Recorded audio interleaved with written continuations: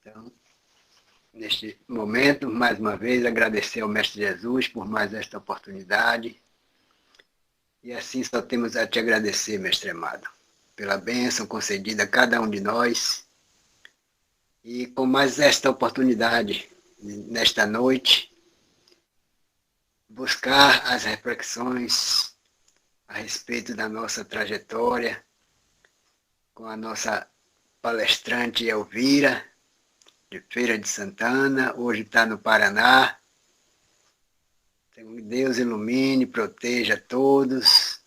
Te pedimos também pelos nossos irmãos que passam por situações difíceis com esses processos aí das guerras, desses ódios, que sejam tocados no coração de cada um desses irmãos e assim possam dar as mãos e por fim nessa situação desagradável.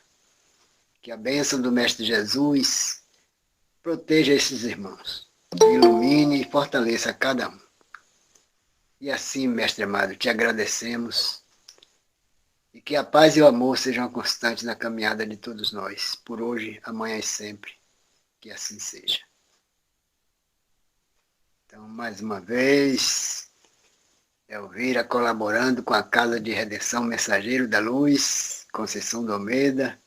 Muita paz a todos. Sejam bem-vindos. E é com você, Elvira, com o tema Nunca percas.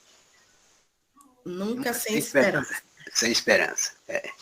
Boa noite, mais uma vez. Bom estar aqui nesse espaço. Oi, Darcy, boa noite, minha linda. Então. Boa noite, como é que está você e todos vocês aí? Você está bem? Tudo bem, graças a Deus. E você, meu anjo? Tudo em paz, graças a Deus. Graças a Deus. Então, aí enfrentando lutas, né? Esses últimos dias, nosso tema tem muito a ver, né? Muito atual. E estamos num período que a gente sabe que já vem de muito tempo, né? E aí as pessoas perguntam, nunca vai acabar? Quando é que começa? Quando é que termina? Essas nossas lutas e provas. A gente vê hoje, aqui no Paraná, por exemplo, várias famílias, né, estão desoladas, com as casas invadidas pela água, pessoas que foram levadas até pela própria correnteza. A gente está vendo aí guerras no mundo, em outros tantos lugares, a seca assolando. E o nosso tema, né, é, vamos dizer assim, uma injeçãozinha pequena que seja, para que a gente pense, repense e ressignifique o que é que a gente pensa sobre esperança. Então, é um dos livros que eu mais gosto, né? Eu, quando sugeri ao seu Adalberto, é Coragem, e nos últimos anos a minha prece quase nunca é pedindo qualquer outra coisa a não ser coragem. Coragem para a gente lutar, coragem para a gente dar as mãos ao próximo, coragem para a gente suportar todas essas vicissitudes da vida, sejam elas naturais ou não. Então, é um dos livros que eu mais me inspiro quando eu vou fazer uma atividade, esse livro de Chico, né? Então, a gente vai começar, eu trouxe ele, vocês sabem que eu gosto sempre de trazer Tive um probleminha com a internet, porque aqui estava chovendo demais quando eu fiz a apresentação, eu perdi, tive que resgatar, não tinha salvo. Vamos lá. Mas eu acho eu acho que dá certo. Tudo que eu queria, eu sempre salvo no lugar e vou colocando. Mas eu acho que eu perdi a ordem que eu queria, mas na hora tudo vai dar certo. Então, novamente, né? É o 6º capítulo desse livro, o livro Coragem, por espíritos diversos. Então, a gente tem mensagens de Meimei, de André, de Emmanuel. E hoje a gente vai trazer uma mensagem de Meimei, né? Como eu gosto, é coisa de professor, tá, gente? Vocês já tem que se acostumar comigo. Eu gosto de estar sempre mostrando o livro. Então, o livro é esse aí. Eu não estou vendo a carinha de vocês, não, mas qualquer coisa é só vocês me chamarem, porque eu estou aqui na apresentação. E hoje a gente vai trazer um tema, né, por Meimei, nunca assim sem esperança. Então, Meimei, ela vem fazer um alerta para a gente, né? Porque a gente pode viver sem várias coisas. A gente pode viver, por exemplo, com poucas pessoas por perto, a gente pode viver num imóvel pequeno, a gente pode viver um tempo sem os nossos parentes, a gente pode viver, às vezes, até sozinho, a gente pode viver com um par de sapatos, a gente pode viver com poucas roupas, mas a gente não pode viver sem esperança, né? Sem esperança, nunca, não dá para viver. Principalmente nós, seres humanos, né? Que estamos tão apegados à matéria que muitas vezes a gente só crê no que vê e no que pega. Então, se perdemos as esperanças, né, e ver só guerra, ver só desamor, o que vai ser mesmo da gente? Então, Meimei, ela vem trazer, né, esse start, ó, dizer, ei, você pode viver sem qualquer coisa, ou sem muitas coisas, mas a esperança realmente talvez seja impossível viver, tá? Então, vamos lá. Então, eu gosto de trazer também, né, quem é essa criatura, né? Meimei é essa mulher que nasceu em Minas, né, viveu aqui no nosso Brasil. O nome dela é Irma de Castro Rocha, conhecida como Meimei, um apelido carinhoso que o esposo tinha dado a ela, né, eles se tratavam assim. Nasceu em Mateus Leme, aqui pertinho do Paraná e pertinho também da Bahia, em Minas, em outubro de 1922. Ela foi uma professora da sua época, foi até uma mulher além do seu tempo, né? Segundo a biografia dela, ela sempre foi muito além do tempo que ela vivia. E aí, quando ela desencarnou, né, em 1946, seu esposo, o Arnaldo Rocha, ele se encontrou com Chico, assim, 60 dias depois que ela desencarnou. E Chico disse alguma coisa a ele, né? Cadê a foto da sua esposa que está aí na sua carteira? Ele tomou um susto. E aí chamou carinhosamente ela pelo nome que só eles dois sabiam, que era Meimei. Então ele tomou assim um choque quando o Chico falou. E aí ele dizia que trazia, né, notícias de sua amada.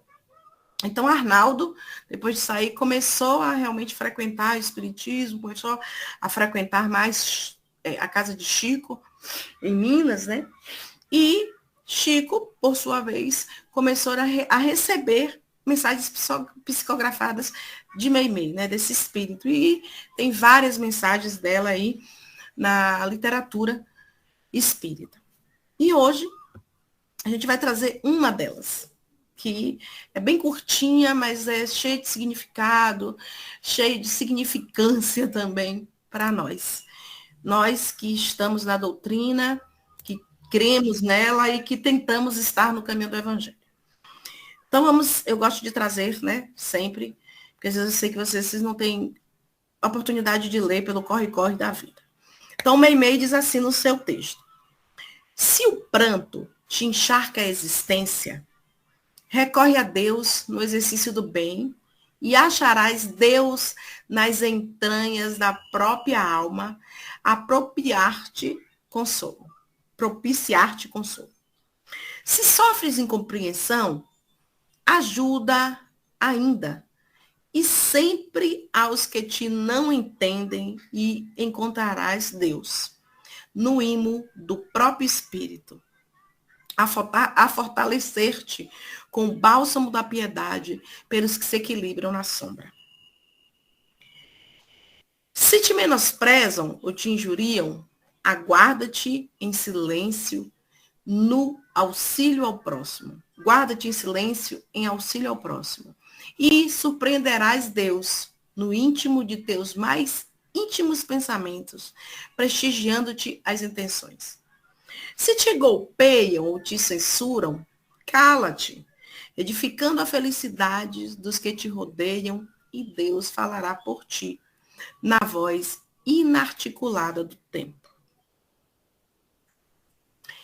E, se erraste, não tombes em desespero, mas, trabalhando e servindo, receberás de Deus a oportunidade da retificação e da paz. Sejam quais forem as aflições e problemas que te atingem a estrada, confie em Deus, amando e construindo, perdoando e amparando sempre. Porque Deus, acima de todas as calamidades, de todas as lágrimas, te fará sobreviver, abençoando-te a vida e sustentando-te o coração. Então, em pequenas passagens, né, a gente tem muitas, vamos dizer assim, muitos ensinamentos e muito beliscões. É uma mensagem que não traz só conforto. Eu até já falei isso em outras vezes que a gente conversou aqui. É um conforto, é uma esperança que a gente bota a mão na massa. Porque quando ela fala assim, ó, se o pranto te encharca a existência, recorre a Deus. Mas não recorre a Deus aquela hora, não. Opa, tá doendo, olha, tô chorando. Não. Você recorre a Deus e faz a sua parte, né? Acharás Deus quando você fizer também a sua parte. Quando ela disse se a gente sofrer incompreensão, e mesmo ele diz, olha, não se irrite, não se revolte. Pelo contrário, vai lá, fortalece, tenha piedade por aqueles que te injuriam e encontrarás Deus. Então, mesmo a gente fazendo a nossa parte, ou mesmo a gente encontrando Deus, o primeiro ato é a gente fazer a nossa parte. Seja numa prece, seja na oração, seja no serviço ao próximo. Então, o que o e-mail vem trazer para a gente é a esperança com o ato de fazer, não com o ato de esperar, né? Que é o ato de... A esperança, esperançar, é um ato que tem... É como se a gente fosse lavrar a nossa terra. E não ficar só sentada jogando as sementes na terra, que a gente nem sabe o que vai dar. Então, vamos pelas palavras. Eu gosto das palavras, eu estudo das palavras. Então, nunca, né, sem esperança. Mas o que é esperança? A gente já pode estar aqui falando e vocês serem, eu acho que esperança é isso, esperança é aquilo. Esperança são vários atos e ela vem de seres humanos que têm suas histórias, suas andanças. Então, ela tem um significado diferente, né, para cada um de nós. Mesmo ele tendo o teor, sabe, o objetivo central, o núcleo do que é a esperança, mas na hora que a gente vai falar, que a gente vai se expor, todas as nossas andanças nesta vida, em outras, vão influenciar os nossos vocábulos, os nossos pensamentos, os nossos sentimentos, aquilo que a gente tem de verdade ou não verdade. Mas o que é esperança na origem da palavra? Então, esperança vem do latim, né? Ela deriva de speres, né? Que significa confiança em algo positivo. Então, é uma palavra latina, né?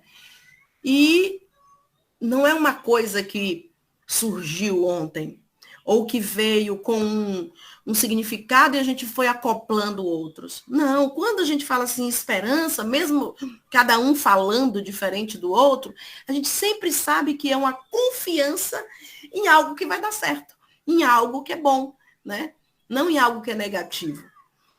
E essa palavra também, ela deu origem a outra palavra, o verbo esperare, né? Que também vem do latim e significa esperar.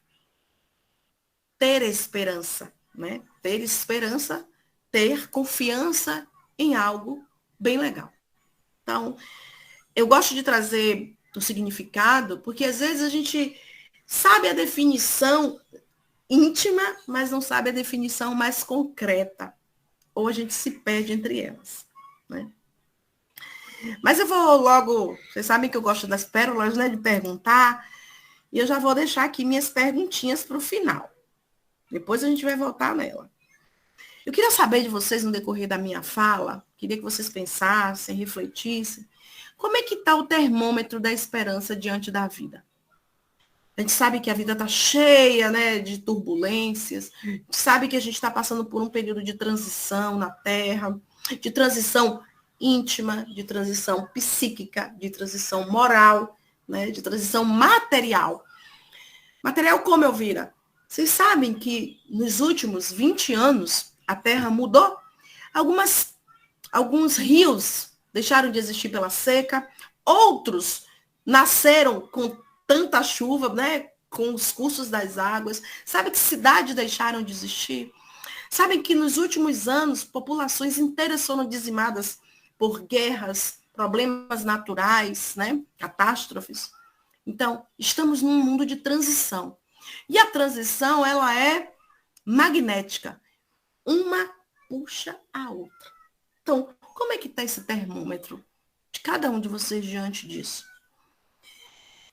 Em quais momentos da sua vida você acha que sua esperança é posta à prova?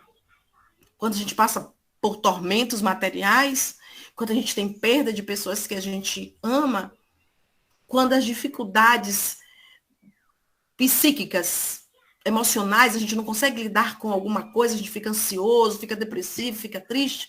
Quando é mesmo? Como é que a doutrina tem te orientado na ressignificação desses conceitos? Será que esperança aos seus 20 anos é a mesma esperança agora aos 40, 50?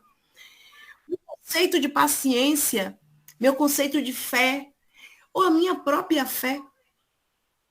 O que a doutrina mexeu com esses conceitos de cada um de vocês?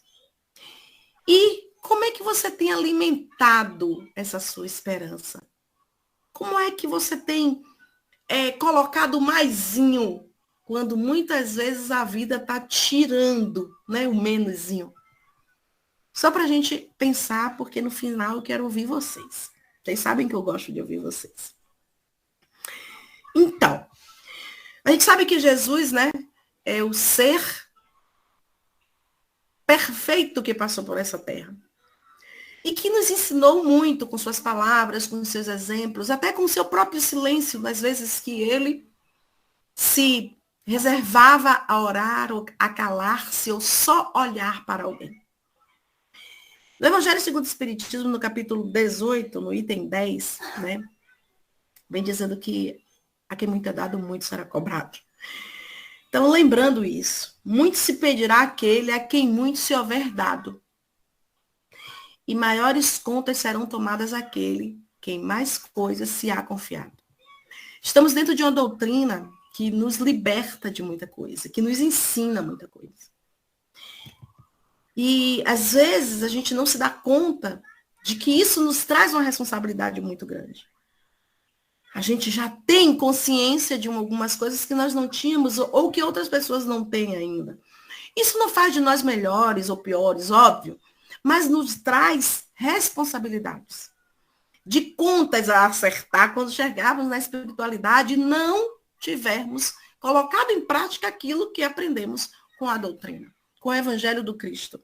Né? Então, muito se pedirá àquele que muito tem, óbvio. E essas contas, elas uma hora têm que ser acertadas, porque o mestre, ele confiou em nós algumas revelações que não confiou os seus discípulos há milênios atrás. Então, nós temos uma grande responsabilidade com aquilo que aprendemos, com aquilo que colocamos em prática em nossa vida e na vida do próximo. Né? Então, muitas vezes a gente fala assim, mas eu não faço mal a ninguém. Mas a gente não vai ser só cobrado pelo bem que faz. O que aconteceu? Deixa eu me dar aqui. Um minutinho, gente. Me dê. A gente não vai ser só cobrado por aquilo que a gente faz de bom. A gente vai ser cobrado também pelas vezes que a gente não faz a nossa parte. Né? E muitas vezes, foi aí? Toma. No vermelho. Foi? Pronto. No vermelhinho aí agora, na casinha. Então, muitas vezes a gente esquece dessa parte. E a gente acha que está na doutrina, a gente só está para fazer a nossa parte. Mas a gente não está só para fazer a nossa parte, não. A gente está também para ajudar uma parte maior, que é a seara do Pai. E eu sempre digo que a gente não está aqui no playground. Isso dá até medo quando eu falo para mim mesma. A gente não veio aqui brincar. A gente tem uma grande responsabilidade. Às vezes eu fico pensando, quando eu faço uma palestra, né, uma conversa, o que eu estou fazendo aqui? O que é que isso vai mudar em minha vida? Né? Quando eu vou ao centro, o que é que isso vai mudar a minha vida? E o que é que essa minha mudança vai completar nesse trabalho, né? Que Deus quer que façamos juntos, porque sozinho não dá para fazer. Então, só para a gente lembrar disso, que a quem muito é dado, muito será cobrado.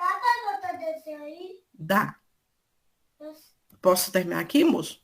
Obrigado. Viu? Então, eu gosto da história de Jó. Também é para a gente pensar, né? Vamos dar uma quebradinha aí, só para a gente pensar.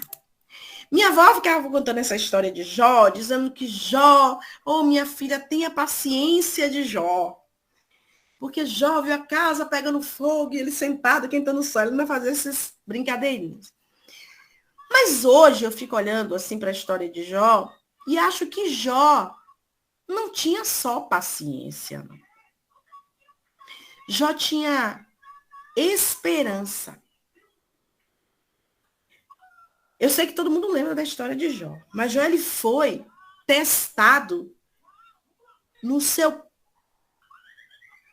vamos dizer assim, no seu último limite.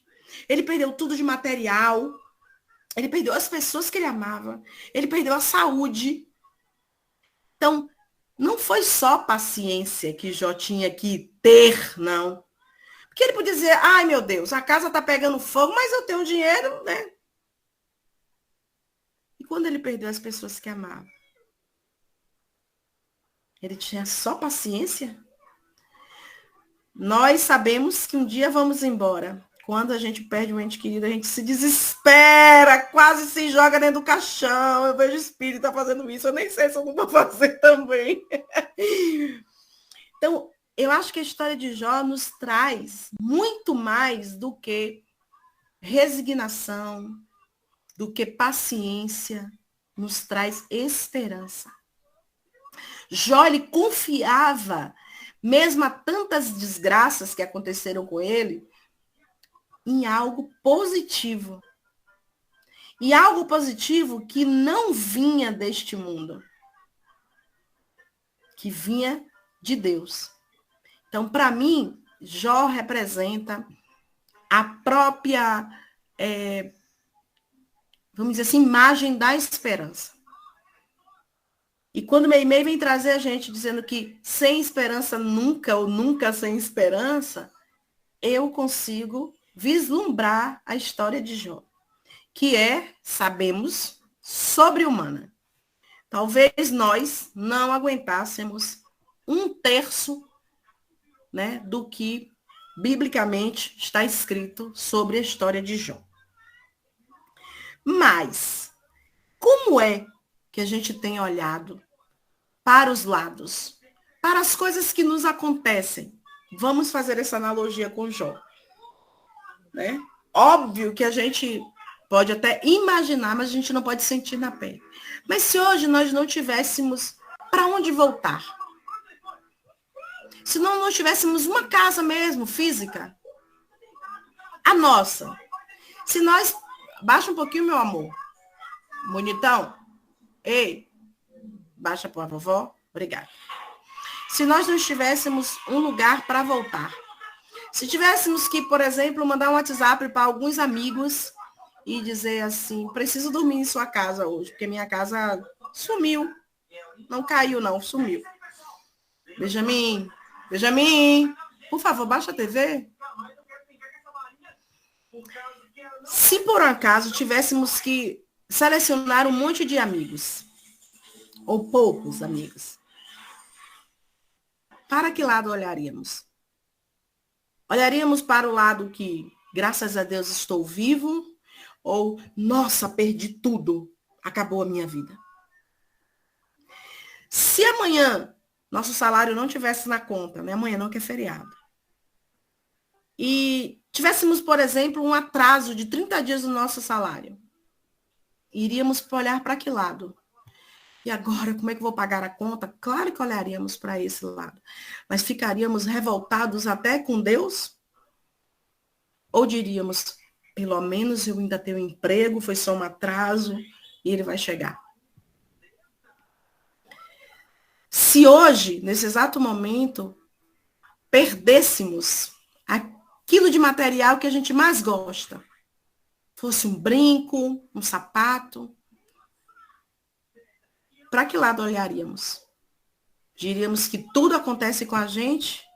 Ou graças a Deus foi só aquilo de material e eu estou bem? Então, eu trouxe uma frase de um livro que é Louco por Viver. Se vocês tiverem a oportunidade de ler, leiam. Então, tem a frase que diz assim, tem gente que só olha para as desgraças e não consegue se sentir. E consegue se sentir infeliz o tempo todo.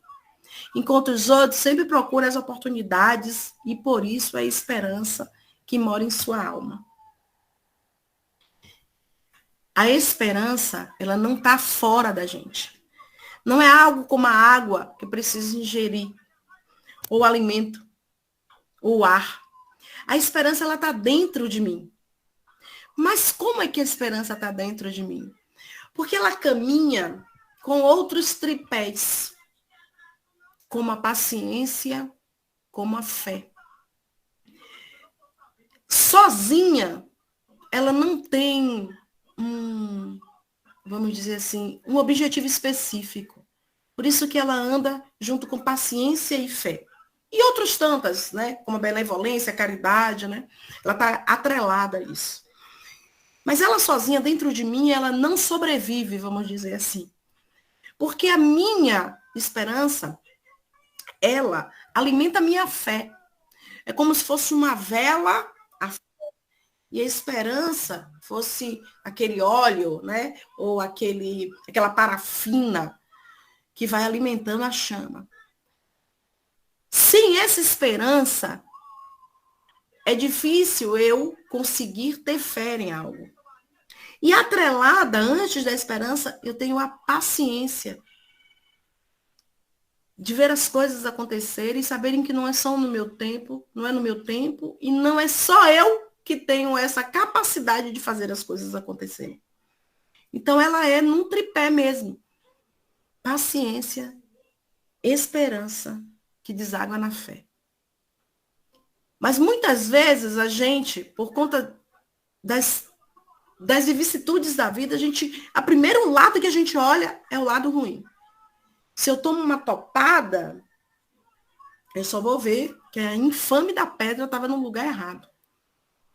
Eu nunca vou pensar, por exemplo, que eu precisava tomar aquela topada, porque embaixo da pedra poderia ter algo que me favorecesse. Tem um videozinho na internet que tem uma pedra no meio da estrada. Passa um motoqueiro, empurra. Passa um ciclista, empurra a pedra para tirar do meio da pista. Vem uma senhora lá, muito paciente, amarra o cachorrinho para ele não vir para a pista, vai lá, tira a pedra. Quando ela chega debaixo da pedra, tem um dinheiro embaixo da pedra. Ela olha para o lado sem saber o que aconteceu. Porque só tinha alguém gravando. Ela poderia nem tirar a pedra. Ela estava passando com o bichinho dela na pista. A pista só ia passar os carros, as motos, a bicicleta. Mas ela viu a vida pelo outro lado, a de ajudar alguém. Aquela pedra poderia causar um acidente ao pedestre ou a quem estivesse na pista.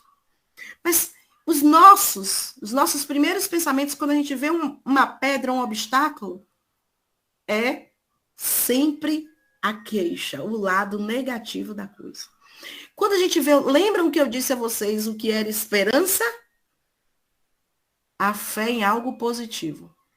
Mas quando vem os meus testes para desenvolver a esperança, a paciência e a fé, eu sempre vou deixar fluir o meu lado negativo. Ou o meu lado negativo, ou aquilo que pode vir de negatividade para mim. Então, para que lado a gente tem olhado? Quando a gente se atrasa, a gente pensa que pode ser um livramento, ou porque tudo acontece com a gente. Logo comigo, Senhor! Então, para que lado a gente tem olhado, diz muito da minha concepção de esperança. Né? Então, quando Jó perde tudo, quando eu digo a vocês que para mim ele é um exemplo de esperança e não só de paciência, ele olhou pelo lado melhor, o lado das suas vitórias espirituais. E é muito difícil nós sobrepujarmos aquilo que a gente quer de material para a gente e pensar que o material é o melhor, ou o espiritual é o melhor. Porque a gente ainda está muito na crosta, né? Muito pesado, algo nos prende aqui à terra. Né? Paulo foi para mim um sinônimo de esperança. Quando todo mundo não acreditava em Paulo, né? Ele desabrochou. Né? A queda de Paulo foi o seu levantar. E ele diz lá em Romano 15:4, porque tudo que dantes foi escrito para o nosso ensino foi escrito, para que pela paciência e consolação das Escrituras tenhamos esperança. Vamos mexer aqui nesse texto. Tudo que foi para o nosso ensino foi escrito. Para que pela paciência e consolação do que está aí, do que o Cristo deixou para a gente possa ter esperança.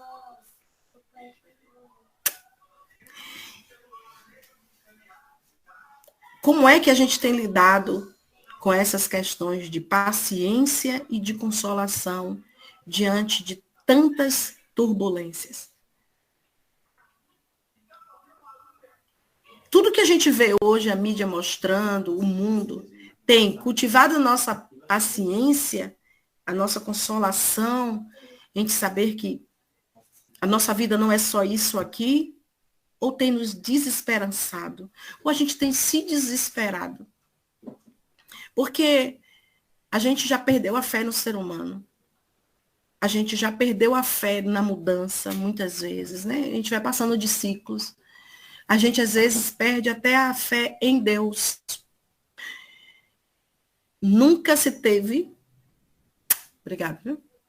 Nunca se teve tantas pessoas que se dizem, eu não acredito mais em Deus, como entre os anos 80 e 2000.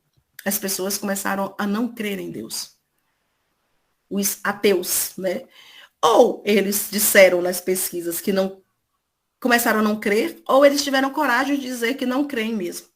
Porque como nós temos uma base católica, né, e a gente tinha uma outra sociedade, às vezes a gente não tinha coragem de dizer o que realmente ia no nosso íntimo. Hoje a gente está mais despojado. Mas entre os anos 80, né, e 2000, as pessoas se declararam muito mais ateus do que antes e hoje. Então, essa desesperança vem muitas vezes daquilo que a gente não acredita que pode acontecer. Primeiro, às vezes a gente não se acredita espírito imortal. A gente acredita no que veio e que pega. Às vezes a gente esquece que a gente veio, né? A gente veio viver experiências materiais e vamos voltar para a espiritualidade. Às vezes a gente se acha realmente matéria. Então, como é que a gente tem visto essas questões? Paciência, a consolação que o Mestre nos traz, tem nos levado à esperança, tem sido realmente o combustível para a esperança ou para a nossa desesperança? E aí eu remeto mais uma vez a Jó, né? Como Jó deve ter tido a sua fé muitas vezes abalada. Mas a paciência e a consolação nesse pai de amor dava a ele muito mais esperança do que a própria paciência. E aí, uma advertência de Jesus, né, é que ninguém pode viver a fé do outro, nem a esperança do outro. Então, se eu tiver hoje uma família de 10 pessoas, e a gente vive os 10 na casa, e a gente tem a mesma religião, e a gente faça as mesmas coisas juntos, cada um vai ter a sua porção de fé, a sua porção de esperança, a sua porção de paciência. A gente pode até ajudar um ao outro. A gente pode até amparar um ao outro. Mas essas questões de esperança e fé, elas são individuais. Até a gente entender isso, né, a gente ainda fica achando que vamos ser salvos em grupos. Todo mundo que está aqui vai ser salvo no mesmo pacote. A salvação a gente sabe que é uma responsabilidade totalmente individualizada, porque depende do que eu faço de bom, depende do que eu faço com o que o outro faz comigo, depende das minhas idas e vindas à espiritualidade, depende dos meus degraus evolutivos, moral, né? Então, tudo isso aí individualiza a gente. Eu não sou só um corpo individualizado, com o cabelo cacheadinho, com a cor da pele. Eu sou também um ser espiritual individualizado. Então, manter a fé e a esperança viva, alimentada, cuidada, protegida, é responsabilidade minha. Então, como é que eu tenho feito isso? E muitas vezes a gente pega essa responsabilidade e dá ao outro. Dá ao presidente do centro, dá ao pastor, dá ao padre, né? E essa responsabilidade, ela é minha, ela é nossa, é de cada um, individual. Então, embora a gente não saiba o dia, a hora em que a nossa fé e a nossa esperança vai ser testada, que é a hora que vem a tribulação, a gente sabe sim que a gente caminha ao encontro desse Pai que nos espera realmente de braços abertos, de mãos estendidas, o tempo todo, todos os dias. Mas o futuro desse encontro, esse caminho, é confiado em minhas mãos. Sou eu que faço a minha andada de fé, a minha andada de esperança, a minha andada de falta de fé, a minha andada de desesperança. Então, a gente precisa aproveitar essa caminhada. E o convite de Meimei é que a gente ressignifique essa esperança. Ressignifique o que é paciência para a gente. Que muitas vezes a gente passa, por exemplo, situações em casa que a gente se omite, a gente silencia, a gente não toma partido e diz assim, não, é porque eu estou cultivando a paciência. Opa, como é isso? Por isso que eu trago esse significado de ressignificar, dar um outro significado. A gente hoje vê as pessoas fazendo vídeo o tempo inteiro. Teve um acidente, às vezes as pessoas nem vêm ajudar o outro, mas faz o vídeo. Vê alguém apanhando na rua, um idoso sendo agredido, uma criança, opa, nem ajuda, faz o vídeo. Não, mas eu fiz a minha parte. Ponto. Qual? Né? Só para a gente pensar como a gente tem feito a nossa parte, como a gente tem cultivado a paciência, a esperança, a gente sabendo que é uma coisa individual, sou eu que faço para, sou eu que faço por. E às vezes a gente tem conceitos meio que dissociados do que é real. E a materialidade, essa avalanche da sociedade contemporânea faz a gente misturar os nossos valores. Muitas vezes aquilo que a gente acha que é paciência é inércia. Muitas vezes aquela coisa que a gente fala que é esperança é espera. Muitas vezes aquela fé que a gente tem não é fé raciocinada, é uma fé cega. Eu estou esperando todo mundo ir para a direita porque diz que é para a direita que se salva. Então, a gente precisa de quê para ressignificar isso? Do Evangelho do Cristo. Colocar o Evangelho na vida da gente sem vírgulas. opa, isso aqui não tá bom para mim, não. Vou mexer aqui. Isso aqui vai ficar bom para Lenita. A Lenita, que é mais baixinha do que eu. Não. Tá me dando um recado? Nunca. Isso aqui tá bom para ser Adalberto, porque ele não tem esse cabelo que eu tenho. A gente pega as regras que não se pode mudar e muda. A sociedade faz isso com a gente. Não matarás, ponto e vírgula. A não ser que me enraive. Aí eu perdi a paciência, posso matar. Não é assim, gente. As regras são imutáveis, algumas. Claro que, né, há algumas vírgulas, alguns acordos e tal. Mas tem regras que são imutáveis. Só que a sociedade que a gente vive, ela vive empurrando a gente para que a gente mude as regras para o nosso bel prazer. Para aquilo que é bom para mim. Primeiro tem que ser bom para mim. Depois acho que bom para mim de novo. Agora deixa eu ser bom para você. Só um pouquinho, viu? Porque já foi 2 vezes bom para mim. Então a advertência de Jesus, ela é clara. A sua esperança e a sua fé, elas são individuais. Porém, contudo, entretanto e todavia, elas têm que ser o tempo todo alimentadas para um caminho que me leva a Deus.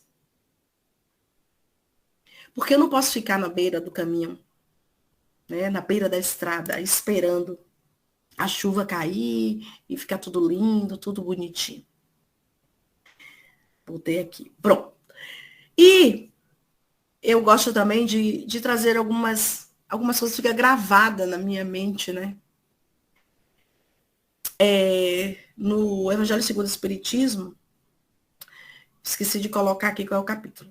José é um espírito protetor, ele fala sobre a esperança e a caridade. Em quase todo o Evangelho se fala muito sobre esperança e caridade. Fé, caridade e amor, né? Que está bem perto de esperança. Então, esse espírito diz assim, ó, são corolários da fé e formam com esta uma trindade inseparável. Fé, esperança e caridade. Uma trindade inseparável. Eu não consigo desassociar. Se eu tenho fé, eu tenho esperança. Esperança em Deus, esperança no futuro, esperança de que as coisas melhorem. E automaticamente eu tenho amor, que é muito próximo desse conceito de caridade. E aí, esse espírito diz assim, não é a fé, olha só, não é a fé que faculta a esperança nas realizações das promessas do Senhor?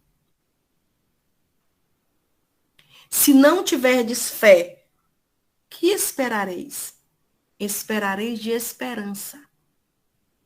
Não é a fé que dá o amor?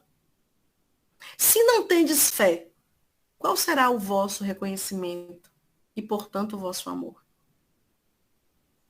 Então, a esperança, além de ser individual, cada um tem a sua, a fé e a caridade também, elas são inseparáveis. E são inseparáveis de uma lei natural, praticamente, que é a lei do amor.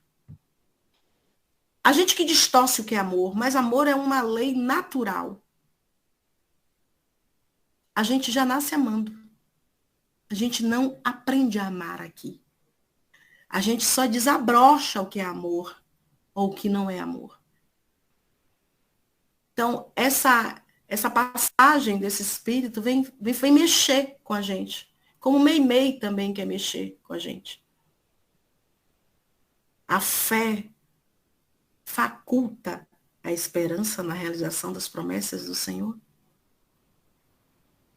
Se eu tenho fé, como Jó tinha, se eu tenho a esperança que Jó tinha, é muito mais fácil eu galgar este caminho do amor, da caridade, da benevolência, da paciência. E elas estão atreladas. Qual é o pilar hoje que está mais sacudido em mim? Porque eu já tenho esses 3 pilares em mim. Porque se eu tenho caridade, eu tenho esperança. Se eu tenho esperança, eu tenho fé. e vice-versa, independente do caminho que você faz. Se primeiro é a fé, depois a caridade, depois a esperança. Mas tem algum pilar na gente, não é que tá trincado, não. É que, tipo assim, um é maior e tem menor na gente.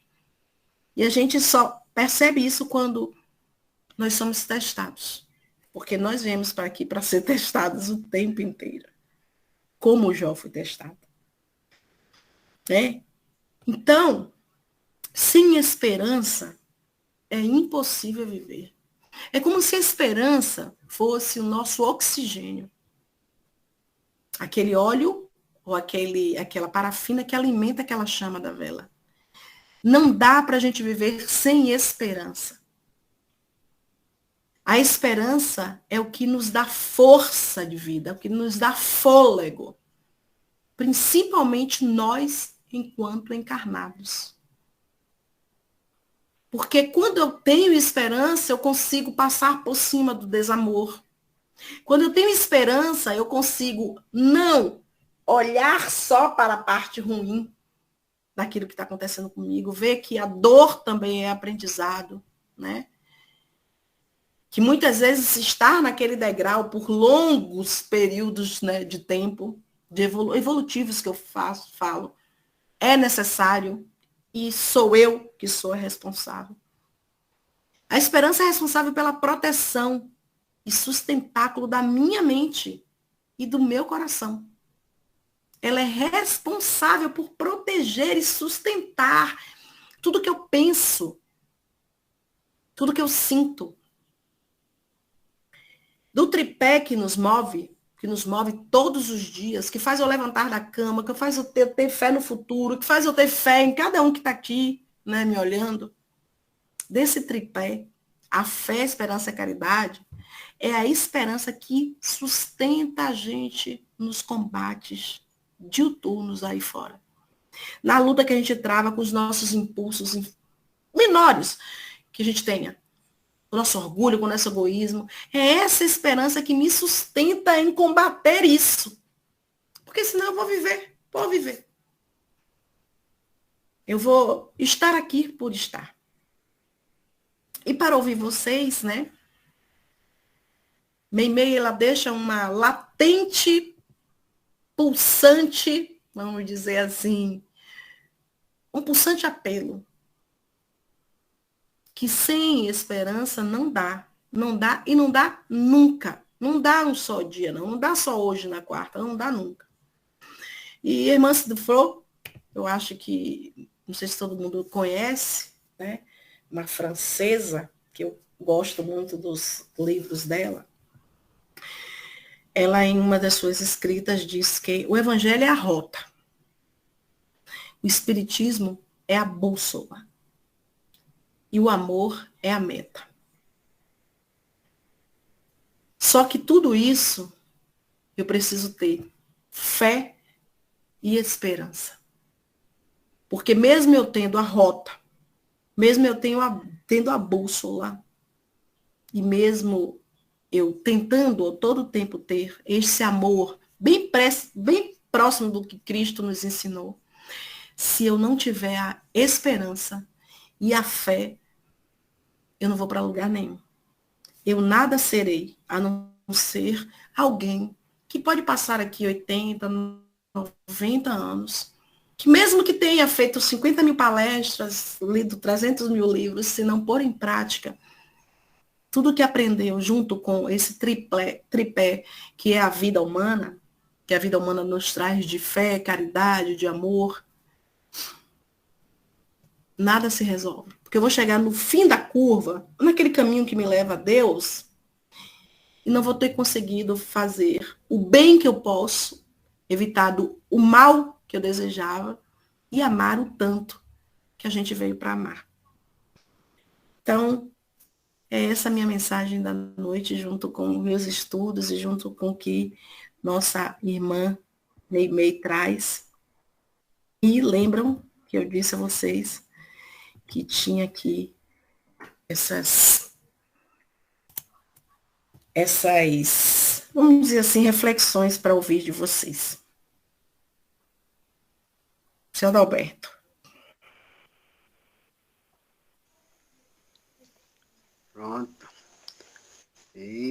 estamos sendo testados e eu acredito que estamos passando na prova. Então, esse termômetro deve estar na faixa de 0 a 10, está chegando 8, 9, porque a gente não desiste. Mesmo com tempestades e conjugado com momentos alegres, a gente vai contornando toda a situação, porque a caminhada a gente não pode desistir. A gente sabe da responsabilidade, apesar de não poder fazer algo mais do que fazemos, mas pelo menos o que estamos fazendo nessa existência já é um bem muito grande, porque quando a gente lembra pelas situações de existências passadas, hoje é a melhor. Aí encontramos esse roteiro da doutrina, nos fortalecido em muitos e muitos momentos. Porque tem hora que a gente olha para trás e aí não é só para trás não, para cima também, para o lado, para frente, mas siga firme. Tudo isso vai passar. E aí vamos com essa esperança cada vez mais firme, porque ela é esse roteiro aí que vai nos direcionando o melhor caminho possível para a gente chegar até o verdadeiro amor. Muito bom. É isso mesmo. E vocês, me digam aí. Alguém quer falar? Ou quer que eu aponte? Porque eu aponto, viu? Estou sentindo que Letícia vai.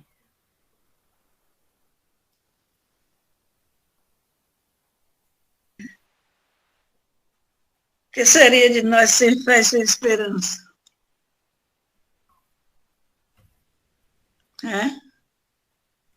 É essa fé, essa esperança que nos move e que nos deixa uma expectativa de um amanhã melhor. Senão, nós estaríamos, esses termômetros estariam todos quebrados. Nós precisamos acreditar. Mesmo que a nossa fé ainda oscila muito, mas nós temos fé. Por isso nós estamos aqui. Eu digo nós porque eu tenho certeza que cada um desses que estão aí tem a fé e a esperança de alguma coisa, de um dia melhor, até mesmo de um dia poder seguir o caminho que Deus traçou para que nós trilhássemos. Né? Porque uma prova disso é a doutrina que nós estamos estudando. Agora eu vou dizer sobre mim. Para mim foi assim um horizonte muito amplo, porque senão eu não estaria aqui agora falando com vocês. Mas a fé, mesmo pequenininha, me ajudou a estar aqui. Então, não tem como não ter fé. Tem momentos da vida que a gente até fica meio desacreditando das coisas, mas de imediato tem um clique e nós acordamos para a realidade. Você já disse muito. Eu tenho que dizer isso aí. Parabéns por mais essa palestra. Que você continue firme e forte na sua fé e na sua esperança. Obrigada, amiga. Tá bom. Obrigada. Boa noite, pessoal. Obrigada por falar um pouco. Mas você falou isso aí, certinho. Às vezes a gente mistura a fé com a esperança. Eu tenho certeza que você tem fé. O problema da gente não está na fé, não. Vamos fazer assim, vamos mentalizar a vela acesa. Às vezes o nosso problema não está na vela acesa, que é a fé. Está naquilo que alimenta essa vela, que é o nosso estoque do óleo, da parafina, que é a nossa esperança. A grande maioria das pessoas conseguem ter a fé raciocinada, uma fé legal. Mas esse alimentar, que é a esperança, é que é sacudida na maioria das vezes, pelas coisas mesmo que a gente passa na vida. Então, o que a gente tem que, muitas vezes, melhorar mesmo, é o nosso estoque de óleo, que a vela ainda está acesa. É aquilo que vai fazer nessa nossa velinha, que é a fé apagar. E essa esperança, como eu falei inicialmente, ela está em minha mão. Em minha mão. Então, eu posso controlar essa esperança. Ah, Elvira, mas eu não controlo as coisas que acontecem, mas como eu fico de frente com as coisas que acontecem, é eu que controlo. Por isso que a gente está no século da depressão. Às vezes a gente fala assim, nossa, João tinha tudo e se matou. Tinha boa família, tinha dinheiro, tinha isso, tinha aquilo, outro.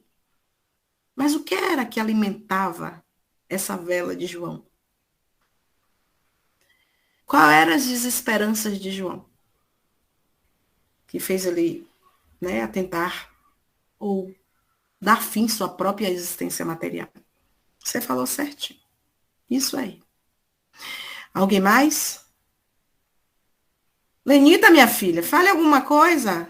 Como é que você tem alimentado essa sua esperança aí? Que o pessoal dirigente de sempre é pior, viu? Toma cacetada mais do que a gente. Tá na frente. É melhor só escutar você, Elvira. Primeiro, gratidão, né? Obrigado pelo recado, que veio direcionado a mim. Por isso que eu fiz questão de ouvir a palestra, né? E buscar, né? Colocar o ponto no i todos os dias, né? Buscar essa bússola, como você falou. Saber onde é que está a esperança dentro de cada um de nós, né? Porque os desafios, eles são constantes. Como você falou da depressão, hoje eu falei dentro do coletivo, vou ser breve para não tomar tanto tempo, para uma pessoa que pega ônibus todos os dias comigo e está passando por tantos problemas quanto eu, né? Mas eu preferi escutá-la, né? Porque o meu problema perante do dela não é tão grande, né? Mas eu falei exatamente para ela isso aí, que se a gente perder o ponto de luz, essa escuridão vai se tornar bem maior na vida da gente. E esse ponto de luz é exatamente isso. Encontrar Deus, encontrar um propósito, sabe? Onde é que ele está dentro de mim? Eu confesso que esses últimos dias eu tenho perguntado constantemente a ele o porquê que eu estou passando por situações, mas ele vai me dar essa resposta. Mas eu falei para essa moça dentro do coletivo, eu falei, olha, tenta achar, quando você estiver nesse desespero, nessa angústia, eu falei, pode me ligar, a gente conversa, eu vou estar para te ouvir. Embora pouco eu tenho para oferecer, mas o pouco já é o suficiente, né? Quando a gente senta, quando a gente se dispõe a ouvir o outro. Porque o mundo está angustiado, o ser humano está cheio de angústias e de dores. E se você não pegar com a humildade e com o amor, estender a mão, muita gente vai fazer o que você falou. Pessoas estão se suicidando, tirando suas vidas e se perguntam por quê, né? Então eu tenho pedido a Deus essa fé que eu acho que eu andei perdendo nesses últimos meses da minha vida. Mas ele vai me direcionar, né? Eu vou buscar todos os dias. Gratidão a você, eu virei de coração, a vocês aí que sempre me permite, né, entrar na sala de vocês para ouvir essa moça aí cheia de luz, né? Ou qualquer outra pessoa, né? Quando chegar o convite, eu irei. Venha sempre. É só mandar o convite que eu entro na sala. Então, antes de eu dar a Dulce falar, é isso aí, Lenita. Por exemplo, eu adoro aquela carta de Paulo aos Coríntios, né, que fala de amor. Então, ele fala de amor o tempo todo, né? Vai falando de amor, de amor, de amor, de amor, de amor, de amor, se não existe amor, mas ele fala de fé e esperança também, que está muito atrelado à caridade, que está muito atrelado a cultivar algo na gente. Então, quando a gente olha para o outro com esse amor, cultivando a nossa fé, cultivando a nossa esperança, as outras coisas, elas vem automaticamente, é igual como um imã, né? A gente às vezes nem sabe, mas chegou. Então, ele mesmo falando um capítulo inteiro, né, sobre amor, né, que o amor é sofredor, que o amor espera, que não julga. Mas é um amor que envolve esperança. Porque para a gente ver o amor naquela magnitude que Paulo vê, a gente tem que ter fé em algo não palpável. E o amor, ele tem essa capacidade de valorizar aquilo que aos nossos olhos não tem muito valor. Não é? Esse sentimento de caridade que envolve tudo que nos circula e que o Evangelho do Cristo vem ressaltando o tempo inteiro. É porque nós, enquanto matéria, nós fomos desde pequeno cultivados ou estimulados a dar valor às coisas que a gente vê e pega.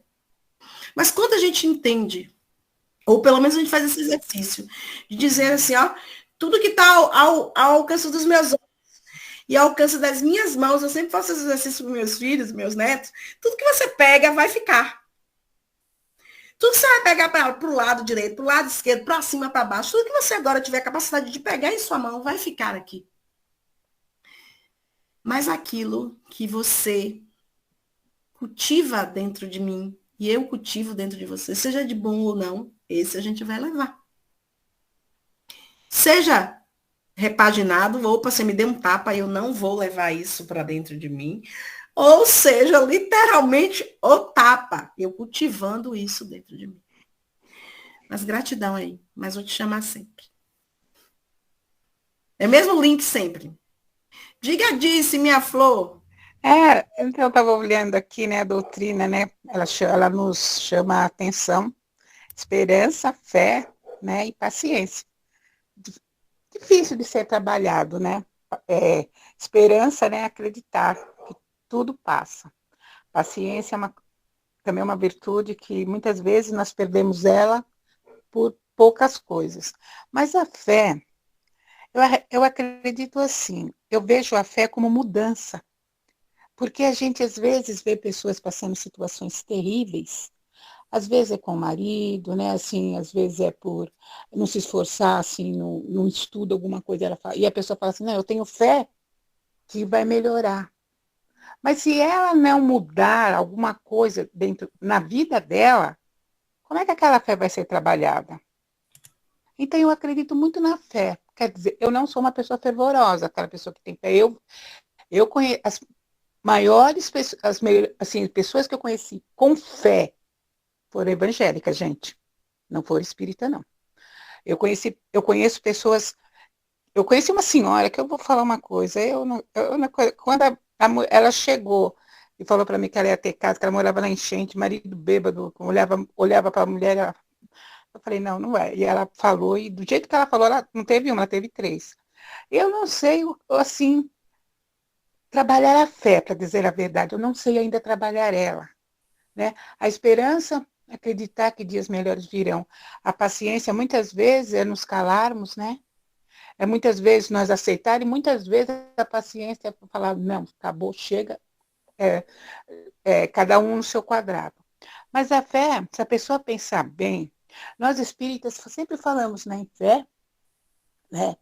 Mas, gente, às vezes, a gente tem que procurar, assim, realmente saber o que ela é, o que ela vai representar na vida da gente, né? E eu acredito que a fé é mudança, sabe? É mudança de hábito, é mudança de comportamento, sabe? Eu acredito assim, porque aí quando você fala, poxa, eu vou mudar. Aí você, naquela mudança, talvez entre a fé e a pessoa nem perceba.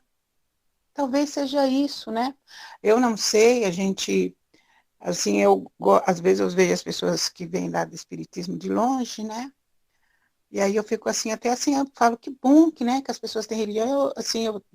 Até pouco tempo eu não tinha religião, mas sempre procurei, assim, os porquês das coisas, sempre fui curiosa, né, assim, de saber. E na doutrina espírita eu achei as respostas, né? assim, muitas respostas, porque, assim, eu não entendia a morte mesmo, né? Eu não entendia. Como é que a pessoa está andando no deserto? Fulano morreu, ficou duro, morreu, foi embaixo da terra. Como é isso? Né? O Espiritismo, a doutrina veio e explicou, né? Porque tem que ter uma explicação, gente. Tudo tem que ter uma explicação. Eu acredito que para tudo tem, e para a fé também eu acredito que tem. Muitas vezes as pessoas não é tão fervorosa, ela não é tão fervorosa, mas ela tem merecimento, mesmo sem saber. E eu acredito que o caminho é esse, sabe? O caminho é que nem hoje foi falado de amor. Eu sou uma pessoa que eu não sei viver sem amor, gente, para falar a verdade. Eu não saberia viver sem amor e sem amar, eu não saberia.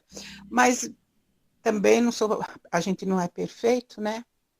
Mas a fé, realmente, eu ainda estou procurando, assim, se ela, para falar a verdade, ela, porque às vezes que eu pedi para Deus, eu não pedi com fé. Eu não pedi o Senhor, e né? Eu acredito que foi mais um merecimento, né? Porque eu não trabalhei a minha fé. Hoje, no Espiritismo, que escuto falar fé. Né? Antes eu falava, se Deus, eu estou com fé que vai acontecer. Mas eu falo, muitas vezes você quer uma coisa tão importante, você quer passar num concurso, né? Que você tem até, você estudou para aquilo. Aí você fala assim, não eu já sei, não vou estudar.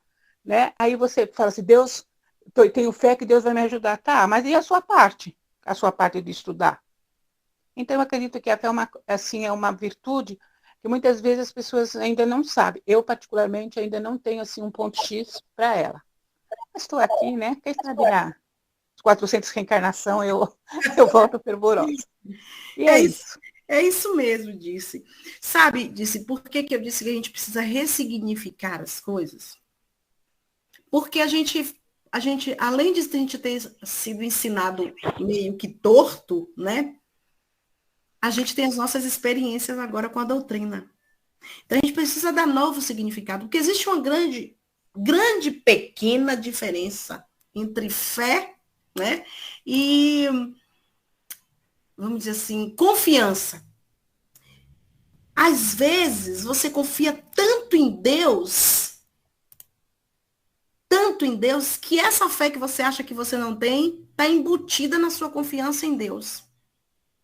Porque existe uma pequena grande diferença entre fé e confiança. Eu confio em vocês, meus amigos espíritas, mas a fé eu não tenho em vocês. É bem sutil, porque a fé envolve outras questões espirituais, mais, vamos dizer assim, mais elevadas do que nós.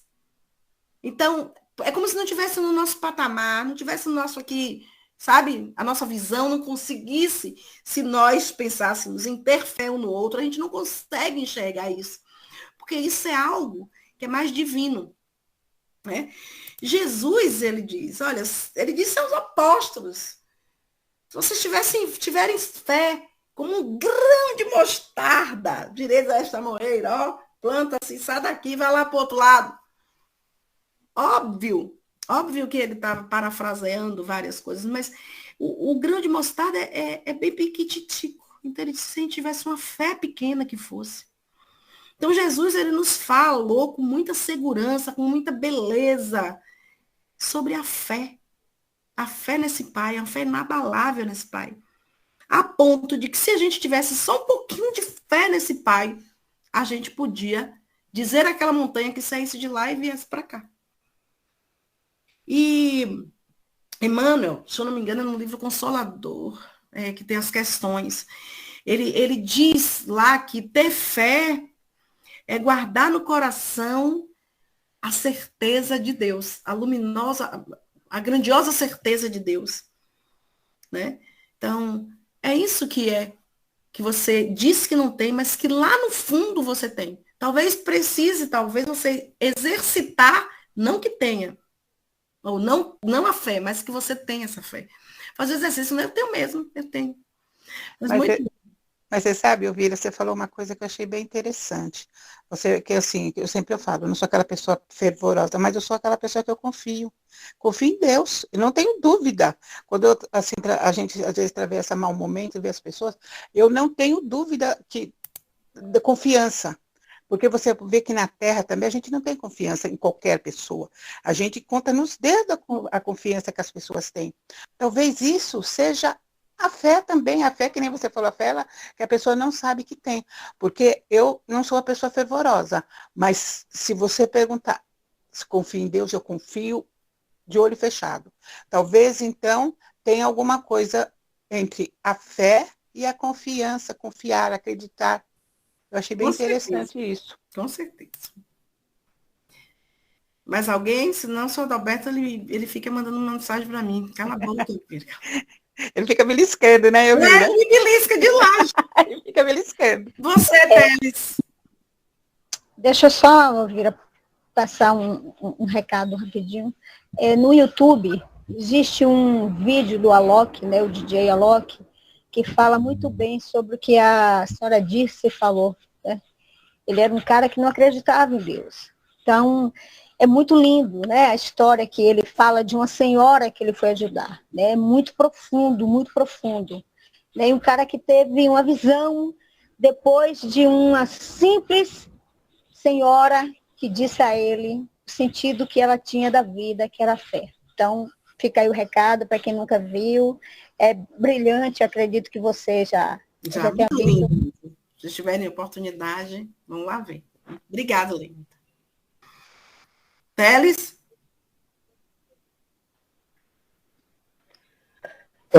Eu acho que eu não tenho muita coisa para falar, não, porque vocês já falaram tudo aí, né? Eu já falei tudo, foi um rapaz, ninguém me falou que eu falei. O que é fé, o que é esperança. Eu acho que todo mundo tem que ter fé e esperança. Apenas que as pessoas têm a fé pouca. E às vezes, quando cai no buraco, acha que Deus vai ajudar e desiste. Mas a pessoa que nunca pensar assim e ter a fé em Deus, Deus bota no buraco, mas você tem a fé. Quando você está perto de se afogar, Deus pula a mão e levanta a gente. Você vê que a fé da gente, tendo fé em Deus, tudo consegue na vida. Mesmo a gente ter amor ao próximo, e que esse próximo tenha amor a gente fazendo bem, dando esperança, quem sabe toca no coração dessa pessoa, ter a esperança e a fé que Deus dá a ele, né? Então, essas coisas, né? Eu acho que é o que eu tenho que falar. Mas vocês falaram tudo que tinha, tudo bom. E boa palestra também, maravilhosa. Então, de parabéns. Obrigada, Teles. Sabia que você queria falar. Eu vi sentido aqui. Não, eu não sou muito de falar, não. Tudo mais de ouvir, né? Você não cala a boca. Tem tanta fera aí, que eu prefiro ficar calado ouvir. Toda hora fica atrapalhando a gente, né, seu Adalberto, lá no Evangelho, não cala a boca. É difícil. É isso mesmo.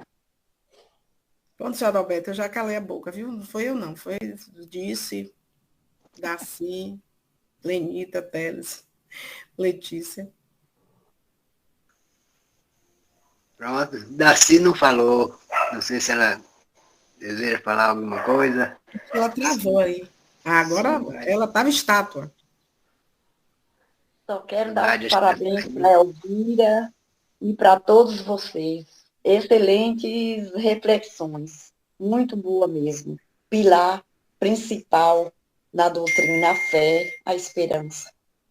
Muito boa. São dois pilares de grande fortaleza. Gratidão a todos vocês, Elvira, e a todos. Deus que os abençoe sempre. Amém, amiga.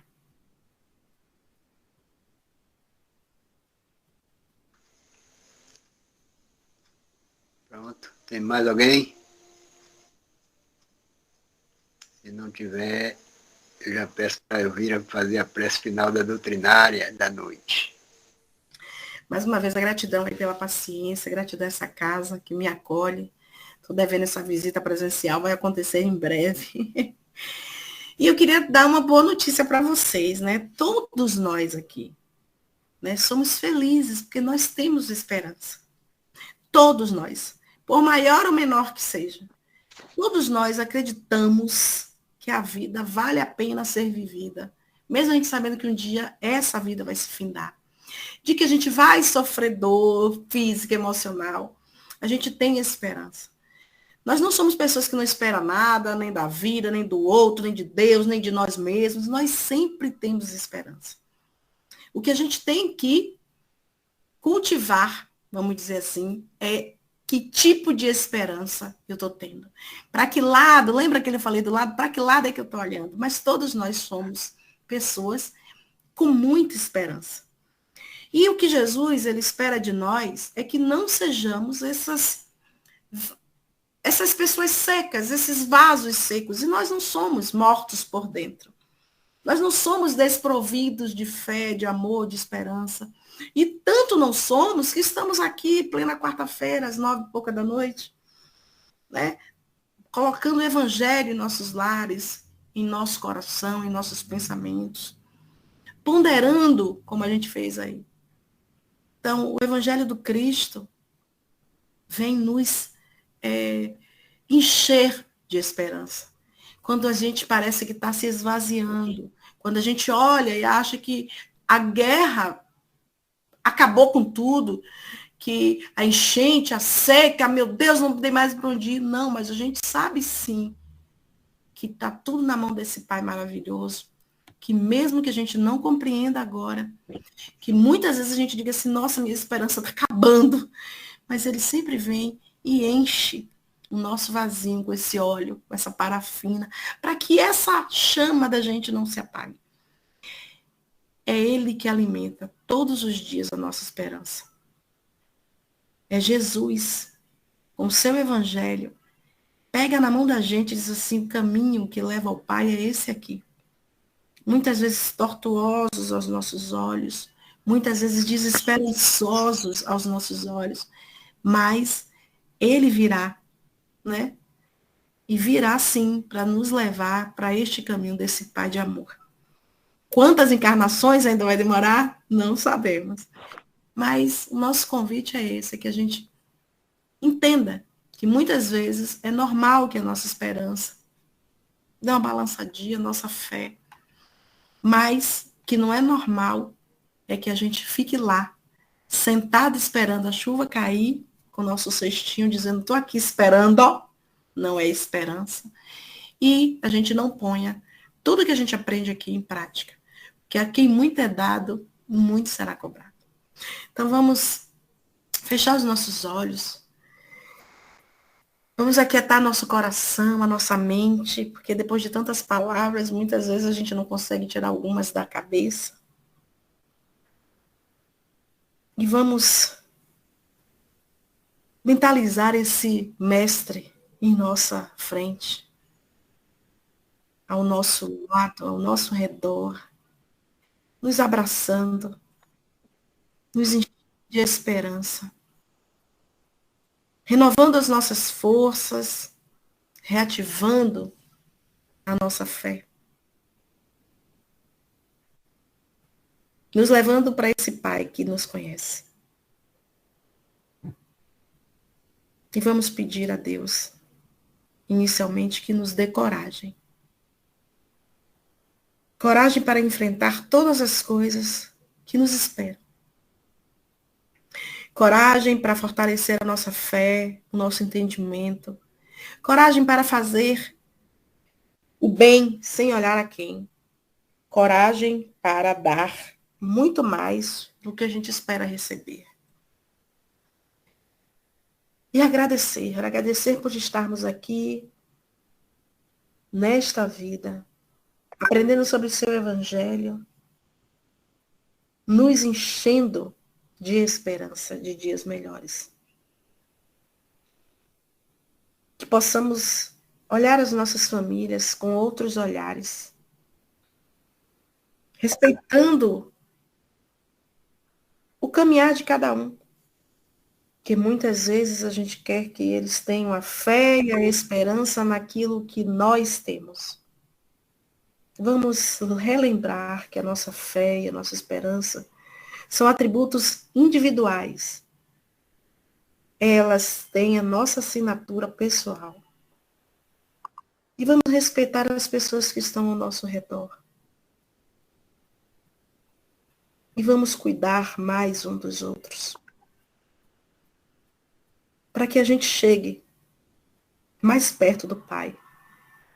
Não quando estivermos lá, mas também enquanto estivermos aqui na carne. É mais difícil? Sim. Mas o próprio Jesus disse que não nos deixaria órfãos e rogaria ao Pai por cada um de nós. Então tenhamos a esperança e a fé de que a gente não está só. Os nossos mentores, os nossos anjos da guarda, os nossos guias não nos abandonam. O nosso Pai que está no céu nos ama.